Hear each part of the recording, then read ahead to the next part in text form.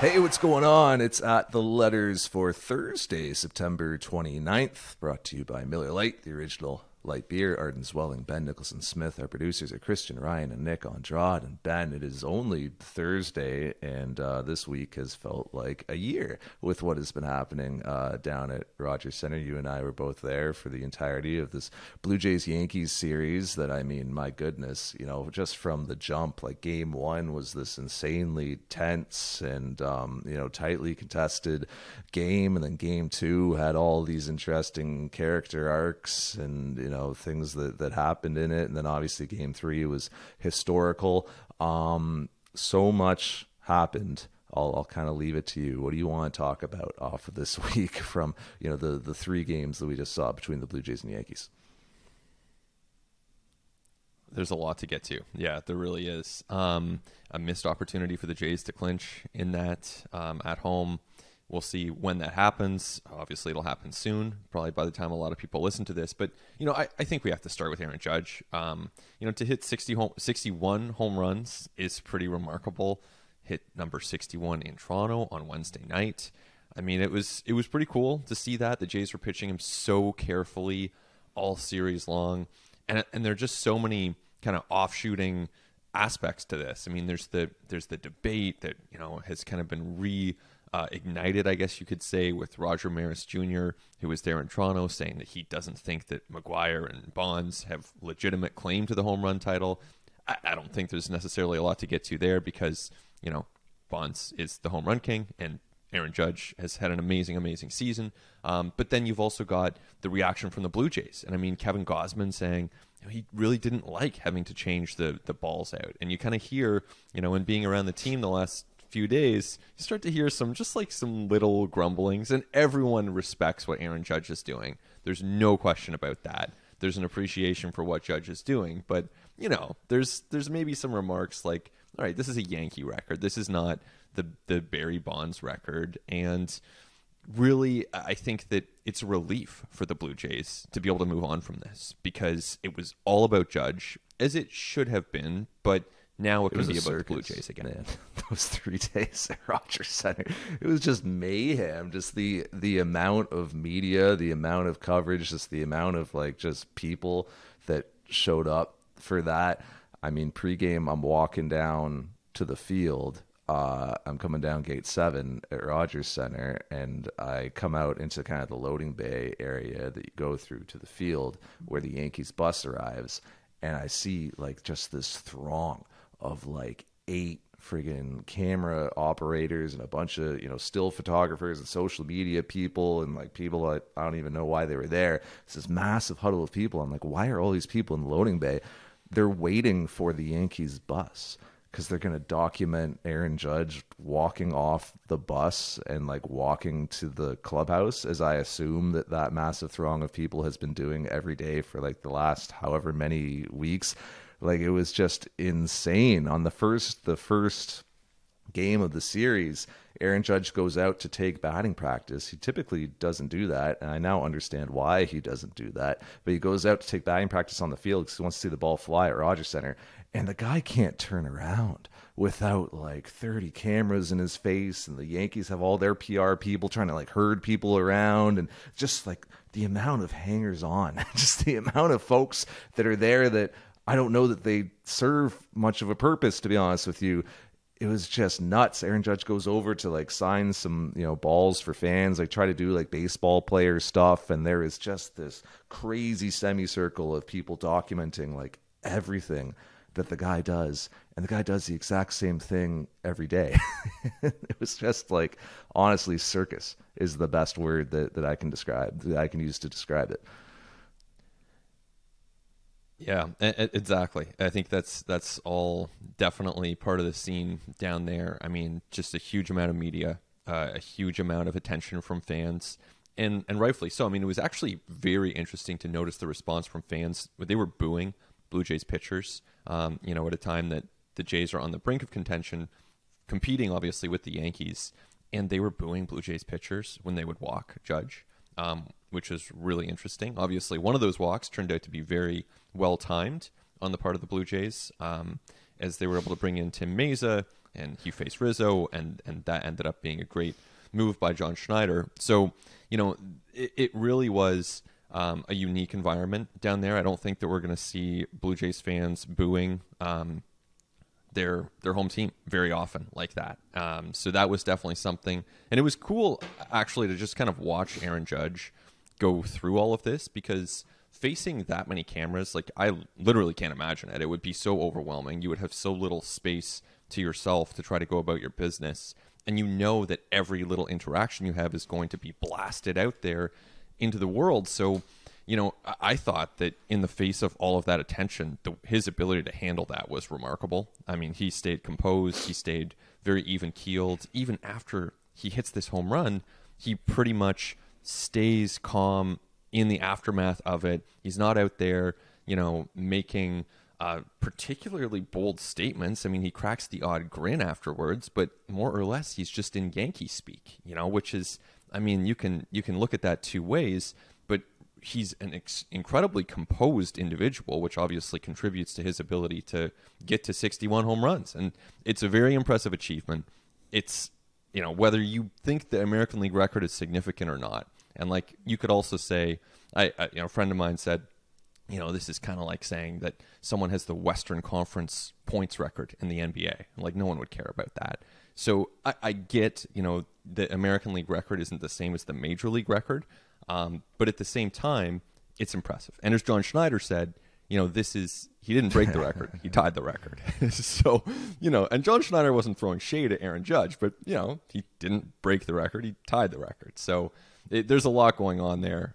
But it was whether it was, or not it was interesting all that pressure and all that attention and spotlight is deserved, you cannot deny that it existed and that it was there. And so I agree with you that, and I thought about this throughout the series, Aaron Judge is just a tremendously impressive athlete.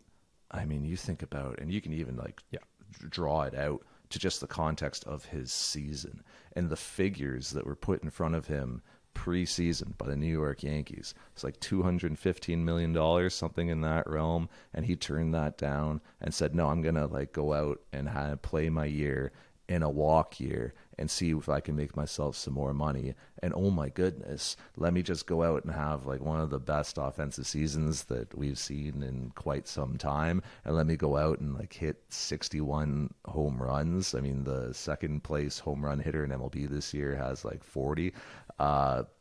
It's just unbelievable what he has done. So that attention and that spotlight, that pressure has been there for him all season long, literally from spring training in the middle of February, and it is just gradually increased. He has not had time to breathe. He was an all-star, went to the all-star game, did all that. There's been no break. This has been a daily grind for him the entire time, and every night he has just shown up and done the damn thing. Not only physically, right? You think about what this guy has done physically this year. 151 games played to this point, nearly 700 plate appearances. He's leading the league in batting average, OBP, slugging, OPS, home runs, ribbies, runs. Just one of the most productive players in the league. Physically, playing great right field, runs the bases well. He's got 16 steals this year. I mean, he's done everything. And then you think about the mental composure and just the mettle that it takes. These plate appearances that he's having at Rogers Center, you've got ESPN talking about, are we going to cut into a Dallas Cowboys Monday Night Football game to show Aaron Rodgers' plate appearances? Are you kidding me? The entire baseball world, the entire sports world is watching every moment for this guy at the plate. And what does he do? He sticks to his approach. Aaron Judge saw 75 pitches over 15 plate appearances at Rogers Center in 3 games. That's 5 pitches per plate appearance. That's special. The walks that Aaron Judge was drawing at Rogers Center were completely earned. It's not like the Blue Jays were throwing him 4 non-competitive pitches that he would never swing at. The Blue Jays were throwing him strikes. The Blue Jays were attacking him carefully, attacking him tactfully, as you should, against the best hitter on the planet. But these weren't gimmies. Like, these are pitches that were like strike to ball, breaking balls down and away. What's been Aaron Judge's kryptonite throughout his entire career? Breaking stuff down and away. For years, he would swing at that stuff and you could get him out that way. And umpires give the guy like the most unfair strike zone because he's 6'7", so pitches at his shins are like called strikes because umpires just aren't used to, like, you know, judging a strike zone of a man of that stature. So he's dealing with that. He's making adjustments with that. Like, I just think it's so impressive that, like, he is as composed and just as, like, sound mentally, just in the context of all this and with the insane amounts of pressure that go into everything that he does on a baseball diamond. I mean, it really is one of the more impressive feats athletically, I think, that I've seen in quite some time. Yeah, it's really impressive. Really impressive. I think the focus is remarkable. You don't see that from even a lot of high-level, high-performing athletes. I mean, I wonder how long he can sustain it. I mean, maybe he can sustain it into next year, or for 6 or 7 more years.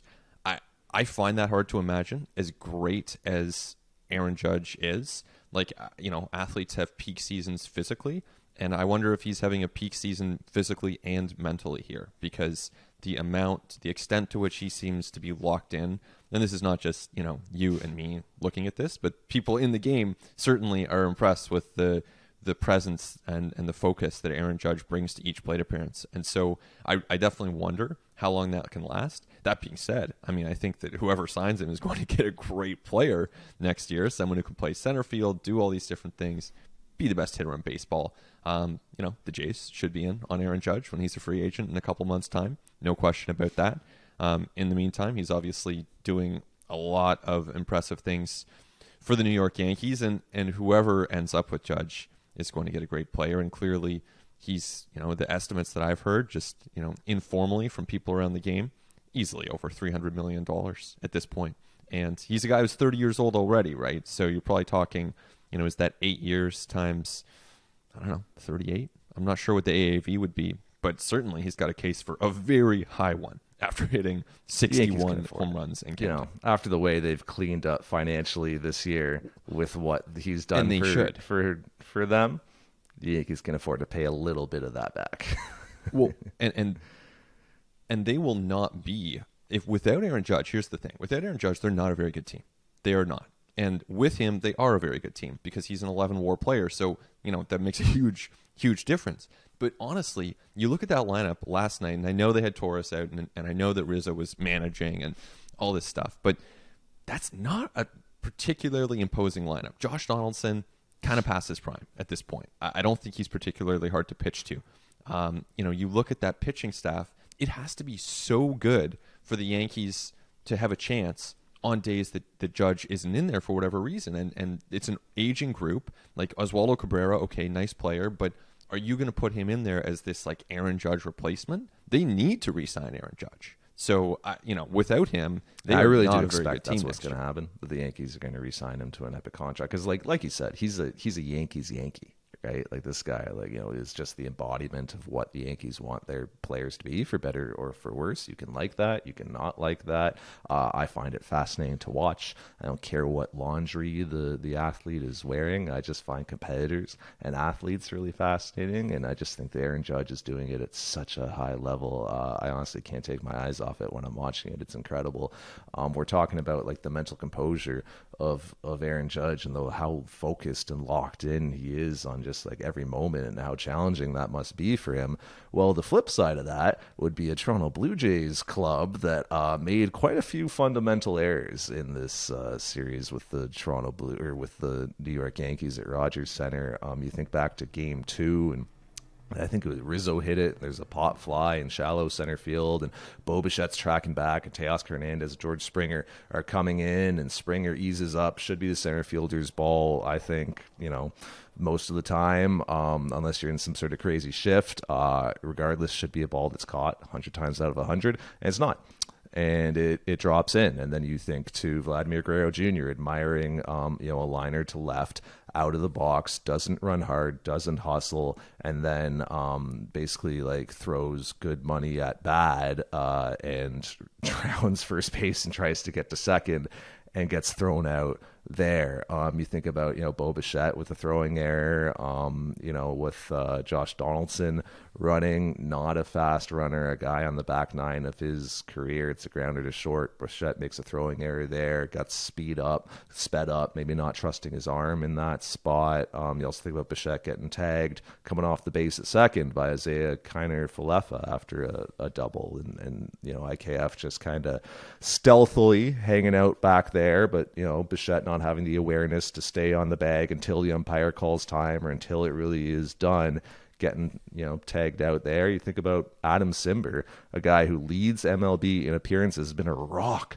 for the Toronto Blue Jays, a bedrock of this bullpen, so reliable, so dependable for them. Airmails a throw to home by a mile on a comebacker to the mound, and then doesn't cover home plate, gets lost in his own misplay, and Josh Donaldson, heady play, comes around third, reaches home. I mean, these are just the ones that come to mind. There's more. Ben, do you think that the Blue Jays make more fundamental errors or more mental miscues than the typical team? Or, do you think that every team is having nights like this? Is this par for the course for MLB ball clubs, or is this actually more of a problem for the Blue Jays? I don't think it's more of a problem. I think it would be about par for the course. I think that every team has nights like these. I think the Tampa Bay Rays have nights like these. I think the Dodgers have their blunders. I honestly think the best teams in baseball have these things happen. It is interesting when, you've got the manager of the club coming out and calling out its best player in Vladimir Guerrero Jr., right? Yeah. I think that, realistically, the Jays want to be better than the average MLB team. They want to be on the upper end. They want to be more polished. And if they want to get to where they want to go, they're going to have to clean it up. So I think that it's definitely normal for these things to happen. I think those mistakes, especially the mental mistakes like Vladdy just, not going out of the box hard enough, Teoscar admiring his home run, you can't do that. Those are mistakes that are just not excusable at this time in the year. At the same time, to answer your question, I don't think they're out of the ordinary. I think that they're within the realm of what happens on major league teams, especially with young players. You're going to see this happen at times, and it's okay. I think it's also imperative that they do clean it up, because right now, and we'll get to this as the podcast progresses here, but they have so little margin right now. I mean, they're a game and a half up on the Tampa Bay Rays as we record this, but really that's a half-game lead because they have to beat the Rays outright in the win column if they want to have home field over Tampa in the wildcard round. So realistically, they actually have a half-game lead.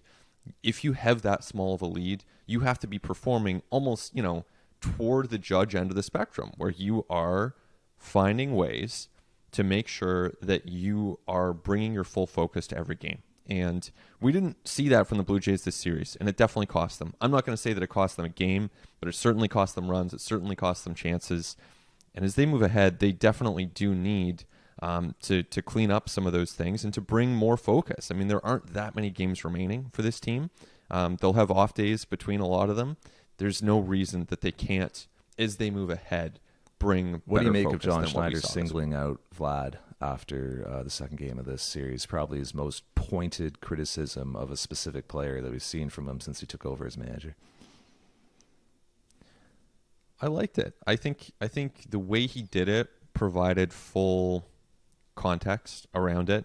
He made sure to say it's not okay, it's not excusable. He also said, I'll address it with Vladdy. He also said these things happen around young players. He made sure to convey that others, including Bo Bichette, had lapses. And with Bo, he came off the base at second. He said Bo's got to do a better job of staying on the base there. And then they kind of move on. And observing Schneider, he has these little conversations with players all the time. Sometimes it's in the dugout. Sometimes it's in the clubhouse after the game with a beverage in hand, perhaps going from, various players and checking in with them. Saw that with Tim Meza after the game on Wednesday. Meza gives up the bomb to Judge. It's like they're chatting. Life goes on. It's not like, still trust in Tim Meza. And you just kind of see these little interactions. And there are, of course, lots of interactions that we don't see. So I think, honestly, I really liked it. I think, Vladdy, I expect, would get that. I mean, Vladdy's a baseball guy. He's played baseball forever. He understands this. He knows he should be running harder. It's not a mystery to him. He doesn't need to be told 10 times. But if Schneider tells him, he can handle that, right? Like he can handle that, and he can move on. So yeah, I think that it's a great approach, and also it sends a message to whoever else is in there. Bradley Zimmer, Otto Lopez. If Schneider's calling out Vlad Jr., well, he's going to be making sure that all players are accountable. Like, Vlad's the guy who has to wear it. Yeah. But he really is speaking to the entire clubhouse when he says things like that through us. And it's not just, I slip of the tongue or something. Like, that's purposeful. Like, he's doing that for a reason. John Schneider knows exactly what he's doing. And, like, here's the thing with Vlad, like I really do think like it was the fact that it was the sunk cost thing. Like he threw good money after bad. It was, all right, look, you admired it and you shouldn't have, but whatever, just take first base, let the inning continue. But he compounded it and he made it worse by trying to get to second and getting thrown out. Like after not hustling out of the box, he should have just rounded first and eased up and said, all right, you know what, I screwed up, but let's let this inning continue. Like, let's not make another out and make this worse. And look, like we all watch Vladimir Guerrero Jr. a lot. I honestly think like 98 out of 100 times he hustles really hard. Think about how often you see him tearing around the base paths, right? He's a really aggressive base runner. Think about how often you see him sprinting after those those pop-ups in foul territory beyond first base, and he makes those like flyer out over the shoulder catches. I really do think that Vladimir Guerrero Jr. plays hard a lot of the time, but there are like 2 times out of 100 when honestly he doesn't. And you remember that minority of times. Honestly, those stick out, like particularly when outs result from them as they have here, right? Like those are what sticks out in your head. And I get it. Like that's just kind of human nature. That's just kind of how the mind works. And when you think about like the 162 game season, name me the player in baseball who goes maximum effort 100% of the time over a full season. He doesn't exist because that's not sustainable. Like you just can't play at that level over 162 in 6 months, right? Like you have to pick your spots. Like you have to make decisions about when you really push for that short-term gain, and when to do like what's best for your body over the long term, and do what you need to do to sort of keep yourself on the field and be productive late into a season. But what that, it's one thing then when you do that late in June, right, in the middle of summer, and it's the end of a long road trip and everybody's grinding, and it's like a mid-afternoon, matinee midweek game on the south side of Chicago, and it's 37 degrees, and you've played 15 days in a row. That's one thing. It's another thing here on September 29th, and that's kind of the point, right, that you were making, is that like it's a playoff race.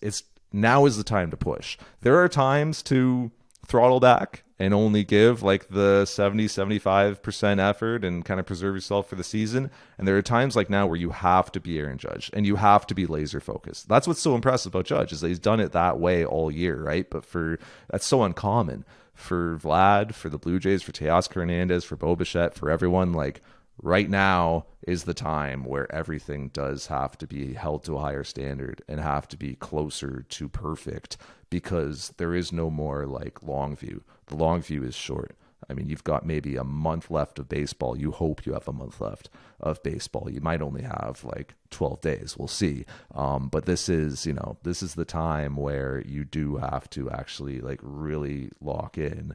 And so I think that's why that, John Schneider was disappointed to see those miscues and those errors, crop up now. And I think he is trying to create a culture of accountability around that stuff. And there's probably a lot more work to be done on that, like next spring, because this isn't a message you want coming from your manager. This is a message you want coming from Vlad's teammates, and you want this to just be like the standard and be something that is unacceptable and that like doesn't happen on your team and within your clubhouse and isn't tolerated, and people are saying things about it. Like, you want that message coming from teammates, coming not coming from the manager on the podium through us. So I do think there's a lot more work to be done on that culture stuff and that accountability stuff next spring. But like for now, I think that John Schneider had to kind of like set the tone and make it clear, like, hey, this ain't it. This isn't how it's going to be for us if we're going to be successful over the next month. That definitely makes sense. A lot of good points in there. I think it's interesting on the accountability question, because you're looking at a group that I think actually has kind of both of those things going on, where the players, from what we've been told, did have some discussions in that clubhouse themselves. You certainly see leadership in the form of action from guys like Matt Chapman, who just bust up the line at this point in the season in ways that they didn't in May and shouldn't in May. No one's saying that Matt Chapman should give 100% effort on May the 15th. That's when he's running the bases anyway. Yeah, and even now for Alejandro Kirk, you don't want Alejandro Kirk going max effort. But there is absolutely no excuse for Vlad Jr. not to give 80% effort when he's going out of the box. Teoscar Hernandez, same thing. Not saying 100%, 80% effort, not 30% effort going out of the box. That's pretty clear. That evidently has been discussed amongst the players in that room, and John Schneider made those comments publicly, and I think there's nothing wrong with a clear double-barreled approach there. John Schneider doesn't have to pretend that everything's okay. He can say that this isn't acceptable in that moment and then move on, because there's a lot of baseball left, and ultimately, these players will be judged by what happens from this point on. They were always favored to make the playoffs in the 2022 season. They're going to make the playoffs in the 2022 season, and really, now they have to make the most of that opportunity, because if they go home after a wild card series this season, I mean, it's going to be a disappointment. It is. And the players need to do everything that they can to push themselves past that first round. And you don't do that by doing anything less than full effort. So I think that's stating the obvious. I don't think that's a hot take. I think that's pretty clear when you're playing a 3-game series, but that should be obvious by now to every player on that team. Yeah, and I just think that there's something bigger at play here when it just comes to culture and it comes to accountability and it comes to sort of the standard that you're going to set. Because if you do have like a really strong culture within your team and you do have a really strong standard of effort and just how you're going to play the game, I don't think you see some of the things we saw in this Yankees series when it comes to, as you said, the Vlad play that we've gone over, but also like Teoscar Hernandez, who thought he hit a grand slam and the ball goes off the top of the wall and he stood at the plate holding his bat up, pimping what was not a home run for way too long. Like that one to me was way more egregious. So we don't talk about it because he got into second, because the Yankees went for the out at home, but they would have had Teoscar dead to rights at second if they'd gone for him at second. That one was way worse because he didn't run at all. Vlad was given his 30%. Teoscar was given about a 0.5%.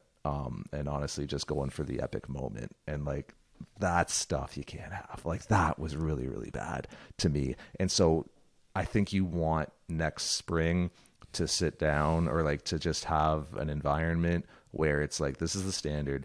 This is how we're going to play. That stuff ain't going to fly. And this is like between the walls stuff and culture stuff and accountability stuff with like players. It's difficult for us to talk about because we're not in the clubhouse. We've never been in an MLB clubhouse as an active player, but I've talked to, and I know you've talked to enough people who understand like the difference between a team that doesn't have these things happen and a team that does have these happen. So I guess what I'm saying is that like, it's like every team has these things, there's nothing like it. There is a there is what I'm trying to say. It's not nothing. There's something there.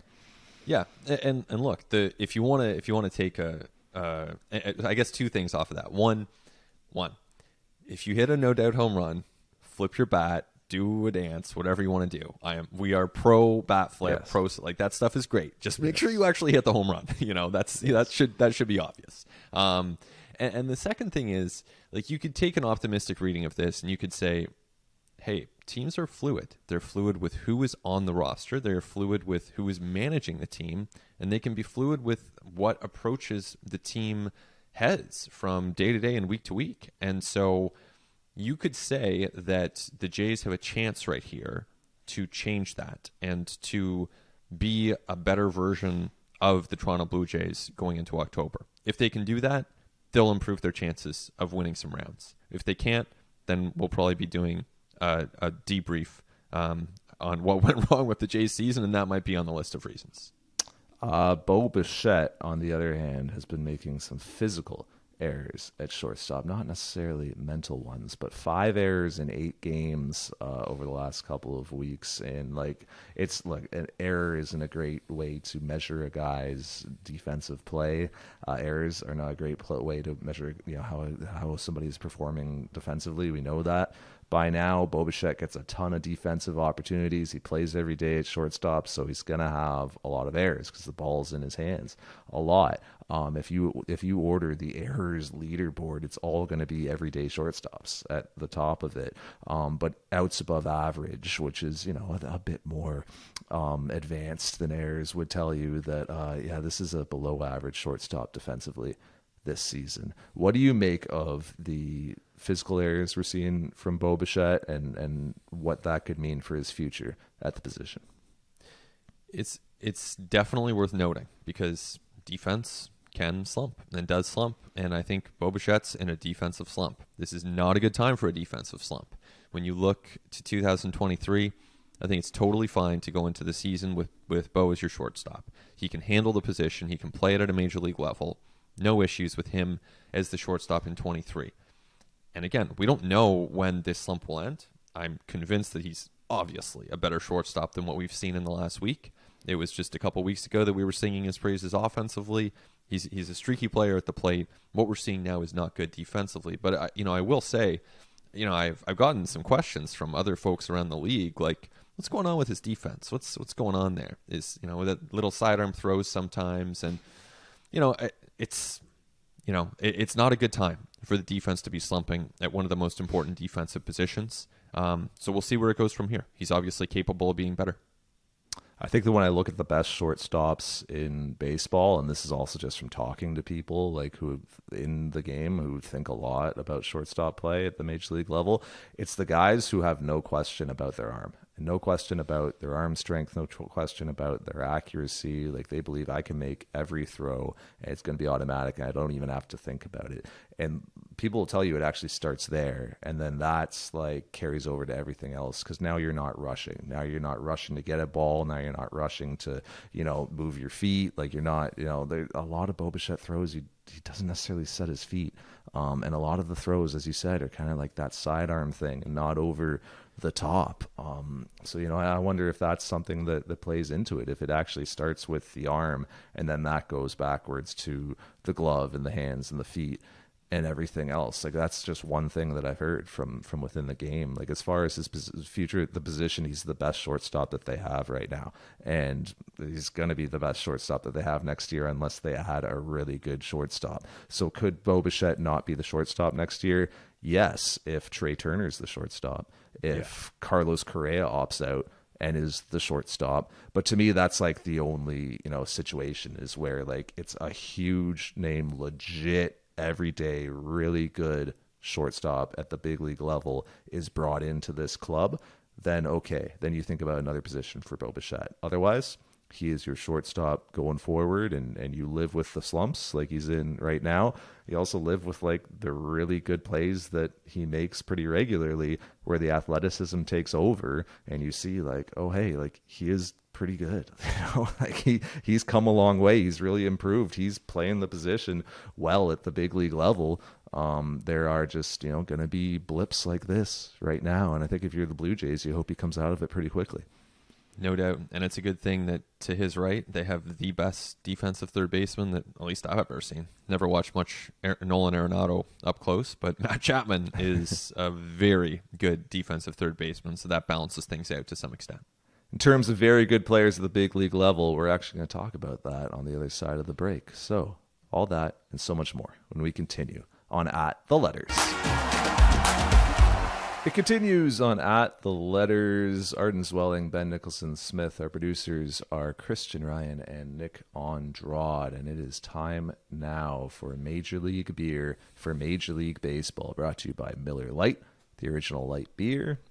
Ben, I got to thinking about this on Wednesday night as Anthony Rizzo was kind of doing his managerial understudy thing with Aaron Boone on the New York Yankees side after they clinched the AL East. And I was thinking, like, man, Anthony Rizzo's had like a super underappreciated career. This is not somebody who's going to be a Hall of Famer by any means, but I do think this is a Hall of Very Good. Like, he has just had like such a solid, and it's still going, right? Like, he's only 32, but on the cusp of 1,500 hits and 300 homers, and he's got all the Gold Gloves. Obviously, won that World Series with the Cubs, and he's been a Silver Slugger. And I mean, it's just a nice, steady, productive, Hall of Very Good career. Like, I'd throw Evan Longoria into that as well, right? Like, he's a guy who's just been around for a lot of years and put up a ton of numbers and just always been very good. And I think there's a lot of underappreciated players like that in the game who maybe don't get their due. So for you, who is your underappreciated Hall of Very Good MLB player? Well, just real quick, I think Evan Longoria might be a Hall of Famer. You think so? I mean, yeah, I think he's got a shot. But we'll see. That'd be interesting. We'll see. My Hall of Very Good player is Johnny Cueto. I think Johnny Cueto is someone who came into the league, was thought of as a frontline starter, traded in a big deal, led the league in innings pitched. He's been an all-star a couple of times, 20-game winner. And then he kind of faded into the background as he aged with that big contract. But he came back this year at age 36, 3.39 ERA, hovering around 40 WAR for his career. So that's kind of that standard Hall of Very Good territory for Johnny Cueto. And he's probably got another year left in him, if not more. So I would give Johnny Cueto some credit. Someone who keeps hitters off balance, different deliveries, different pitches to keep the hitters guessing. Always a very good pitcher. Never the best pitcher in the league. Never the best pitcher of his generation. But to me, Johnny Cueto is kind of in that perfect sweet spot of Hall of Very Good. I'll say this. If Evan Longoria is a Hall of Famer, Scott Rowland needs to be a Hall of Famer. I don't know if he's still going to be on the ballot by the time that Jamokes like you and I get ballots. Yeah. But, yeah, if Longoria is a Hall of Famer, Scott Rowland's for sure a Hall of Famer. Yes, and I think Scott Rowland for sure is a Hall of Famer and should be.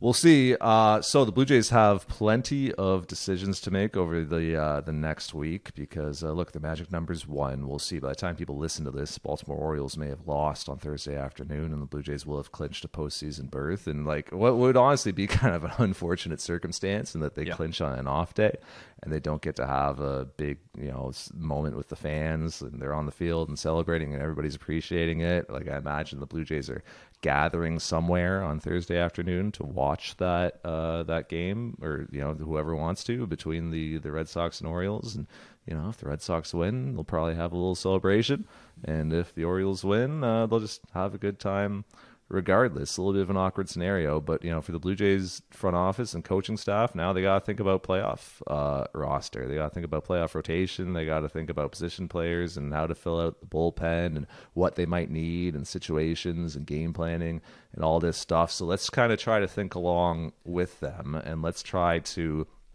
plot out how we'd line up the Blue Jays postseason roster, and then also how we think the Blue Jays might line it up. Go ahead, Ben. You want to say something? Yeah, just to jump in real quick here. So I think just to set some parameters, 26 players, up to 13 pitchers. And when the Blue Jays set this roster, they can also reset it for the division series. So this is only for the wild card. Yes, 3-game wild card series, which as things are, as things look right now, Blue Jays positioned to host that series. I still think that's the most likely outcome, but we'll see what happens over there. Final 6 games, and the final games in Tampa Bay and Seattle have to play. Starters. What's your rotation? How are you lining things up? Games. Who's starting game 1, game 2, game 3, and which starters are you taking on your wild card roster? taking 4 starters, you need 4. So you're taking Manoah, Gosman, Barrios, and Stripling. They're all on the roster in any scenario. Now, how they are sequenced from a starting standpoint, some of that depends on how they get there. Do they have to use Manoah in 162? Ideally, you don't have to use Manoah, and your starting rotation is Manoah, Gosman, and then probably Stripling leading into a bullpen game for me. Some of that depends on the opponent, but I don't know how you see it, Arden. To me, I would do Stripling leading into a bullpen game as that lead scenario for best case for the Jays. Let me put it this way. Do you think they will use Manoah in 162? If home field is at stake? Yeah. I think they will. I think the plan's changed. I don't think that that's what they're going to do. And I don't think that was ever something that John Schneider said as in, like, we're definitely going to do this. Yes. I think when he said absolutely, he meant absolutely that is something we would do. It's not something we will do. I think the message was, this is one of the options we would consider. Yes. It wasn't, this is definitely what we're going to do. And I get that then, negates how many countless hours of sports talk radio over the last week. But I mean, that was the intention of what was said. And honestly, I think it's really unlikely now that the Blue Jays would use Alek Manoah in 162, even if home field was on the table. I think the way they're going to line it up is they're going to come out of the off day with Ross Stripling starting the opener against Boston, and then Alek Manoah is going to start the second game, and then probably Jose Barrios in the third game against Boston. And then I think they're going to give Manoah 5 days off between like the second game of Boston, and then you get the third. So the third game against Boston is first day off. He's got 3 against Baltimore. Those are 4. The off day is 5, and then he starts game 1 of the wild card series. I think that's how they're going to line it up. Really? I think he's definitely starting Friday. You think so? I mean, that's the messaging we've been getting from the Jays anyways, but maybe there's a reversal coming.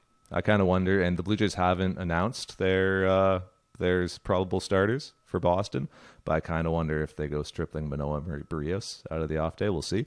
And I think they're going to line Manoah up for game 1 of the wild card. And I think they might line up the Barrios/Stripling day for game 2 of the wild card. Interesting. And they would still have Kevin Gosman available for game 2 of the wild card on regular rest, but they could give him the extra day and have him go in game 3. And I do wonder if in game 1, because look, you think about it, game 2 of the wild card series is really like the most important game of that series, in my opinion, because like somebody's playing not to go home. Either you are playing to clinch that series or you are playing to not go home. There's something going on in that game. I think if the Blue Jays win game 1 with Alek Manoah, they would go like either Barrios or Stripling in game 2 and take their chances there and see if they could win that, and having Kevin Gosman in their back pocket for game 3. And then you hope you don't need him for game 3. You hope you win game 2 and you sweep away whoever you're playing. And then you have Kevin Gosman set up to start the first game of the DS. Beautiful. And he's still in your back pocket for game 3 if you need him. If you end up in a like elimination game 3 situation in the wild card. I kind of wonder if that's the construction that the Blue Jays might go with. If it's me, if Arden's the manager, I don't get cute and I go Manoah, Gosman, flip a coin between them, game 1, game 2, whatever you like. I'm giving both those guys 5 days rest before those outings, and I'm pitching my 2 best guys in games 1 and games 2, and then game 3 I am like going whoever is the better matchup of Stripling and Barrios, and I'm just bullpenning anyway after probably like the 15th guy that comes to the plate anyway, so it's not really a traditional start for either of those two. So that's what I do, but I do wonder if the Blue Jays are thinking about a more creative scenario. Yeah, interesting. Definitely a lot of ways you could look at it. To me, I think they keep Manoah on Friday against the Red Sox, and then I think they have him available for the final game against the Orioles. I think they could use him in a shortened start that day. That would set up, again, a short rest availability for game 3 of the wild card if needed. That's not ideal. You don't want to do that. So much better for the Blue Jays if they already have home field, they don't use Manoah, or maybe they don't have home field, they still don't use Manoah, and then you go into the wild card series, you go Manoah Gosman. To me, the most important games are games 1 and 2, obviously. But they're all important. It's a wild card series. There's really no game that's not important in that series. There's no game that you can coast. They're all incredibly important. And so I think you want, Manoah Gosman, games 1 and 2. And I don't think you need to try to finesse a bullpen game in there unnecessarily. But either way, I think you're taking those 4 starting pitchers, and there could be a day in that series where some combination of Stripling and Barrios are essentially going to be your starting matchup. Maybe there's an opener in there, maybe Trevor Richards, if there's a couple lefties, if you're facing the Guardians, I don't know. Do you consider that? But those guys will be on the roster, and they'll be important parts. I think either way, you're taking the 4 starters because, say Alek Manoah starts the opener and takes a comebacker off the elbow or something like that and has to leave the start. Like, you want to have a Stripling or a Barrios, whoever's not going to be your starter in, the third game in the bullpen, able to come in and bail you out of a tough situation. 100%. And remember too, there's no automatic runner in extra innings in the postseason. So you need to have someone in case the game goes 14 innings. You're not using, Trevor Richards for 4 innings, or Adam Simber isn't throwing 85 pitches. You want to have someone who's actually capable of giving you some length. So that's 4. We got our 4 starters. Let's build out our bullpen. The locks in the bullpen, I don't think there's any question about it. Jordan Romano, Jimmy Garcia, Anthony Bass, Tim Meza, Adam Simber, David Phelps. Do you agree with me? Those are 6 locks in the bullpen. We can put them on the roster in permanent marker. I mostly agree with you. If for the first 5, no question. Now, is Phelps a lock? Yeah, he's a lock. If anything, I would add one. I would say Trevor Richards is a lock. Trevor, what makes you think that Trevor Richards is a lock for the postseason roster? It's because I can't imagine scenarios where he's not on the roster unless he's injured. And he's pitched really well lately. He really has. He was really good on Wednesday. Yeah. He was phenomenal. He's pitched really well. Coming in after Mitch White, came in with, I don't know if there were runners on when he came in, but he came in towards the end of an inning, got a ground ball, then struck out 4 straight dudes, did 2 up downs, and came back. I mean, for a reliever, for a guy who's not used to doing that, that was really impressive. It's not, it's not just the amount of innings that you pitch in, or the amount of batters you face, or the amount of pitches you throw. It's the fluctuations in intensity. It's going into the dugout and sitting for, could be 10 minutes, could be 25 minutes, and then going back out and ramping things back up. Relievers are not accustomed to doing that multiple times in an outing. So that was really impressive to me from him. And I agree, he would be on my postseason roster too, and I believe he is on the Blue Jays postseason roster regardless. But I do think he is within kind of that bubble group of, we could call it Richards, Zach Pop, Julian Merriweather, Mitch White. You could throw Nate Pearson in there if you want to, although I don't think he's really a factor. Yeah. And not Yusei Kikuchi. I do not think Yusei Kikuchi's on. He's not on my postseason roster. I don't believe he's on the Blue Jays postseason roster. Yeah, agree. Pearson and Kikuchi, they're on the outside looking in, clearly. I think, you can make a case for Pop, White, or Merriweather. All 3 have been optioned in the last 6 weeks. So that tells you the Jays are willing to live without these guys. Now, Trevor Richards does not have options, so that's not a possibility the Jays can consider. I just think he's pitched well enough recently, and he gives them... he almost functions in a way as a second lefty because of how they use him. And Mays is probably the only lefty they take, just given who they have personnel-wise. So... I think Richards is on there. And so that gives you 7. If he is, that's 7. Now, they can take up to, 4 starters.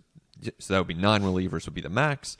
They're not, I do not see a situation where they only take 11 pitchers. So they're taking at least 8, maybe 9 relievers. So that gives them with our 7, that gives them one of Pop, White, Merriweather, and then you've got an 8-man bullpen. And to me... Mitch White his command is not really there. He gives you length, yes, but I think that the option to go with here is Pop out of the three. So that's where I see them going. But we'll see how that goes. I think there's two potential things there. There is like a slot for a 1-inning guy, i.e. Pop, Merriweather, and there's slot for like a bulk guy as well. Because in the current configuration of our 7, we don't have a bulk guy. And Trevor Richards, David Phillips, they can extend outings. Like maybe that covers it for you. I do wonder if you want to have like a White on there, because like say it's a blowout and you just want somebody to cover some innings and you don't want to use anybody of like who you might even think about using in leverage. Like you don't want to go to your Barrios or your Stripling in that spot. So you just want to like cover some innings in an 11-1 game. And it's like, here's Mitch White, who's going to log like 3 innings for us. I wonder if that's something they think about. I do think definitely like, so we got the 7 locks. I do think you take definitely one more. And for me, if it's between Pop or Merriweather, I'm going with Zach Pop right now, just based on recent performance. They both got really good stuff, but I mean, I think we've seen Zach Pop's stuff more effective at the big league level recently. So to me, I would throw Pop in there as my 8th, and I am considering Mitch White. But with the way the Blue Jays roster is constructed on the position player side, and we're going to get to this, with like some of the health concerns with Espinal and Gurriel, I want the extra position player slot. Like I want to be heavier on position players. So I'm only going to take 12 of my possible 13 pitchers. And I'm not going to take Mitch White because I think I can have Richards or Phelps cover innings if I need them to. So I'm going to take Zach Pop as just another, like, get me a ground ball guy or, matchup guy or whatever. And I'm not going to take Mitch White. So I'm going to have 8 in my bullpen. Yeah. Right. To me, I think I agree. 8 is the number to have in the bullpen. I think Pop makes more sense because if you're, let's say, so you're playing 3 games. Let's say you go to the max. If you're winning, you're probably not using Zach Pop a lot anyways. Maybe he gets an inning. That's about it. You're probably not using Trevor Richards a ton if you're winning the series. And if you're losing, well, you're going home anyways. Like, I think that in a series where you're covering, let's say it's 13, 14 bullpen innings, you have 8 relievers, that's fine. 8 relievers can cover 13 innings over 3 days. Like that's not egregious. Plus you have the other starter who's available out of the 4 who's not even starting a game. So I think you're actually totally fine in that situation with 8 relievers. I think you're fine too. You could be a scenario where you wish you had a bulk guy in the bullpen, like you said, 15-inning game or something like that, or a blowout. But yeah, I think you should be fine. And I think just for the Blue Jays, situation in particular with the health stuff on the position player side, I think it makes sense to go have your position player. So we've got 4 starters and we got 8 in the bullpen. So we got 12. So that leaves room for 14 position players right now as we're constructing this roster. So let's kind of go around the diamond and talk about the locks. So behind the plate, your catchers, Kirk and Jansen, right? There's 2. Vlad's your first baseman / DH. Kevin Biggio and Santiago Espinal at second base. We can talk about Espinal's health in a second. Bo Bichette's your shortstop. Matt Chapman's your third baseman. Around the outfield, Lourdes Gurriel Jr., George Springer, Teoscar Hernandez, left to right. Now, this assumes health for Espinal and Gurriel. And I think Lourdes Gurriel Jr. has a much more realistic chance of being ready for the postseason. He's going to do some base running on Friday, and the Blue Jays are going to kind of see how he responds to that. But I mean, he's getting closer. Whereas with Espinal, I feel like he's really up against it to get back for the playoffs with only a week remaining, and just the level of baseball activity that he's kind of gotten to at this point. Even best case scenario, honestly, is that like he's ready for like the final game of the season, and maybe he gets 1 tune-up. I'm thinking like I could see Lourdes Gurriel Jr. on a wild card roster. I'm starting to wonder if Santiago Espinal is going to be ready to go for a wild card series. Yeah, interesting. We'll learn more in the next couple days on that front. But I think either way, for both players, it kind of reinforces that Whit Merrifield is going to be on this roster. Not that there was necessarily a huge question there, but there was a time maybe a couple weeks ago I was starting to wonder, like, what role does he fill exactly? But he started to hit, and given the injuries to a corner outfielder and a second baseman, this is why you get that depth. You just want to have a capable major league player to step in. Whit Merrifield can be that. Whether he will be, we'll see. But he can offer that. So I think he's on the roster. And I agree with the way you laid things out there. I agree with the injury questions here. And I think also, that opens things up on the bench for a lot of outfielders. I mean, you've got none of the names that you've mentioned so far, but Tapia, Bradley Jr., and Bradley Zimmer would all be strong candidates to be on this roster. And there's some redundancy there. None of those guys do everything. They all do something. And so it's not the most conventional fit. No one would set out to build a team this way. When you're looking at the ideal ways to build a roster, no one's thinking you're going to have these 3 backup outfielders. But, I mean, there's kind of a case, and they all hit left, and none of them really hit that well. There's still kind of a case, and in my opinion, it's the best way to go, to take them all on your roster going into that wild card round.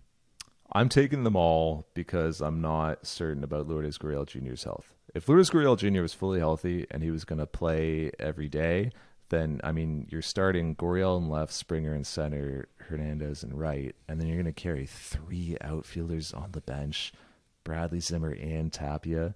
And it's almost like, I don't think the Blue Jays will leave Raimel Tapia off their postseason roster, but it's almost like Raimel Tapia is not starting over any of those 3 guys. He's not pinch hitting for any of those 3 guys. He's not like defending for any of those 3 guys. So it's almost like what's the scenario where realistically you're getting into a game? But for me, it's just Gurriel might have to DH one of these games. Gurriel might not be all the way ready to go. You might want to pinch run for Gurriel at times if his hammy is 65% of the way there and he can't give you a lot on the base pass. So I think that Tapia's on the club, and yeah, I mean with the way things are breaking, I think both Zimmer and Bradley, who pretty superfluous, right? Like kind of similar, but I think that you could see the Zimmer in center, Bradley in right defensive alignment late in the game where you're trying to protect a 1-2 run lead. You could see that being an advantage you'd want to have. Well, think about the scenario where the Jays win this, right? If the Jays win this series, they are likely going to win it with Jackie Bradley Jr. in right field at the end of the game and Bradley Zimmer in center field. They use these guys in games that they win, in close games that they win. And so that, to me, means there's a case for having these guys on. Now, you could say, all right, this is too much. Like, realistically, what are the odds? And they can map this out. What are the odds that a gapper is going to be hit precisely to the point that Bradley Zimmer could catch it, but Teoscar Hernandez could not? It's a slim chance, realistically. Now, you could weigh that against Gabriel Moreno. What are the odds that, okay, let's talk about Alejandro Kirk and his left hip, which, he's still playing, but I highly doubt that he is 100% healthy, and certainly his running would suggest that, he's not fully comfortable at this point with that hip injury. So do you want to pinch run for an Alejandro Kirk late in games? Well, if you're doing that, and he's the catcher and Danny Jansen's DHing, you lose your DH. If you have 2 catchers, not a great situation. If Kirk is DHing, that's easy, straight swap. But if Kirk is catching, or if you want to pinch run for Jansen when he is catching, you risk losing your DH. Now, with a big bench, you can roll with that, and you can continue pinch hitting when that slot comes up. You have enough position players to do that.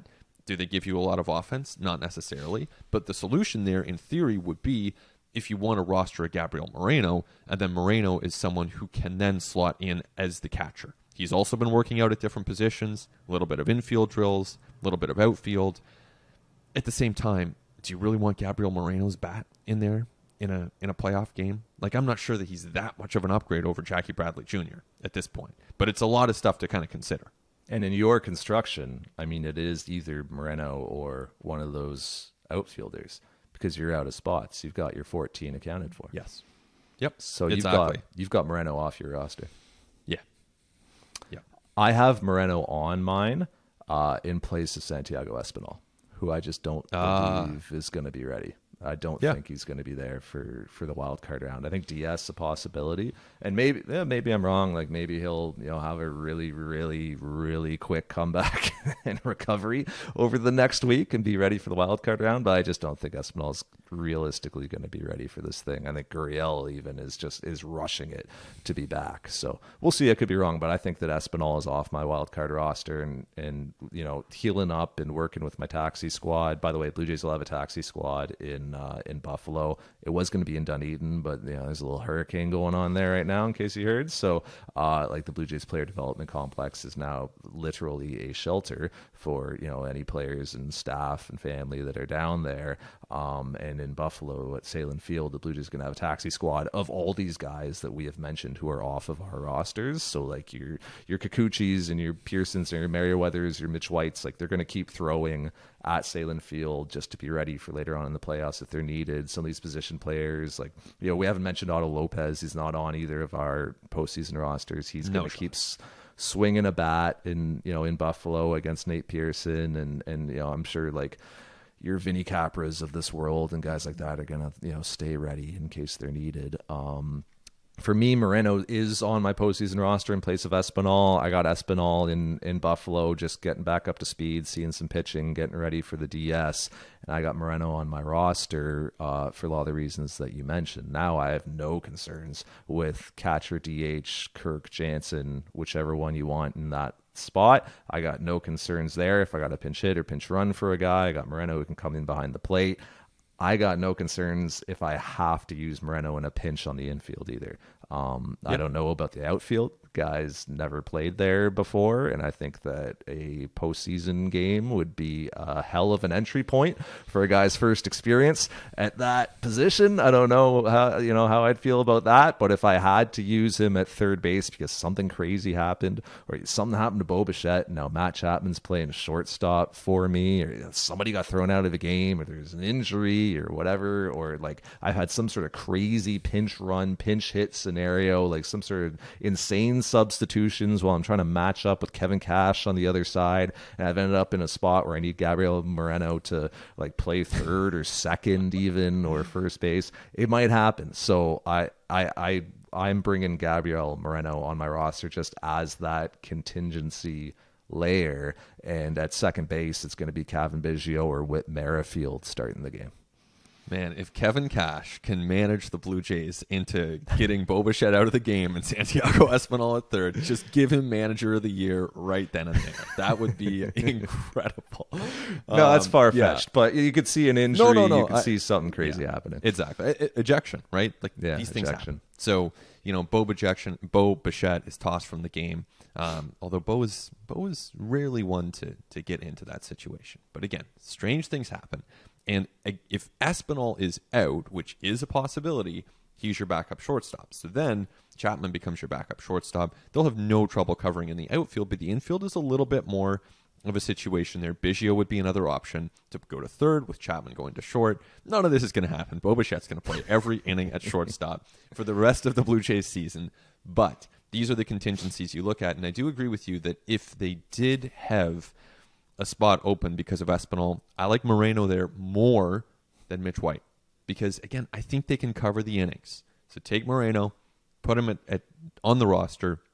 He gives you some insurance, and that is a real value. So I think we're mostly aligned on how to build this playoff roster. I agree. There are more questions on the position player side, which is why I'm like leaning heavier position player in the wild card round. I think in the DS, I'm probably filling my 13 pitcher spots. I think I'm actually certainly filling my 13 pitcher spots. White. Right, and then that makes it interesting because then you've got a decent name or like a notable omission on the position player side, whether that's one of the outfielders. I don't think it'll be with Merrifield at this point. So, if Espinal's back and you take off Moreno, I mean, you still got to lose a position player at that point. in the DS. It'd be very interesting to see who that is. Hopefully we get to see who that is, because that means the Blue Jays are playing in a DS. Got to get there first. But yeah, this is how we'd line up our wild card rosters. And then you tell John Schneider, hey, you've got all the tools. You got everything you need to match up, to pinch hit, to pinch run. You got various bullpen options. You got different rotation options. Time to go manage your ass off. And John Schneider's the guy to do that. Yeah, he's been doing a very good job tactically, as well as behind the scenes from what we can tell. Seems like he's really enjoying the challenge so far from all the comments he's made. It's a really good roster. I think any manager, let alone any first-time manager who's been on the job for a few months, but any manager would look at this roster and say, yeah, I can win with this group. Like if you don't look at this roster and think you can win the World Series, you should not be managing Major League Baseball. Yeah. No, you got a lot of flexibility. It's really good. Yeah, it's a good team. It's a good team. I was saying that last night on the broadcast with Wagner. I was like, this is a good team. Like, I know sometimes they have their moments and they have their fluctuations like any other club does, but it really is a good team. I really would not be surprised if the Blue Jays won the World Series. Like, it wouldn't surprise me. But also, Ben, I wouldn't be surprised if they were swept out of the postseason in 2 games. Neither of those outcomes would surprise me, honestly. I think it's all on the table because it's a crazy, fluky little tournament that they're about to enter. So I could see either of those things happening. Which is why they need to play to their max of their potential right now. Because those 2-3 little games that you're playing, just, run hard out of the box and do your preparation and make that roster as good as you can, and let the talent take over, because they have tons of talent, and they've worked hard to make that talent into what it is. That's right. Mid-June ATLs. Maybe the preparation wasn't quite there. Maybe the effort lapsed a little bit, but it's late September, baby. Going into October, we are full steam ahead, not missing a beat with preparation and with effort given on the podcast. That's what you can expect going forward. Well, we have a lot coming up on At the Letters, so stick with us here. We've got a lot coming your way. I'm not sure that the podcast effort scale is necessarily the exact same. I'm not sure how that corresponds to Major League Baseball. I like to think that we give our all 12 months a year, but certainly some podcasts are higher leverage than others. He's Ben Nookson-Smith. I'm Arden Zwelling. Our producers are Christian Ryan and Nick Andrade. We'll talk to you next week on At the Letters.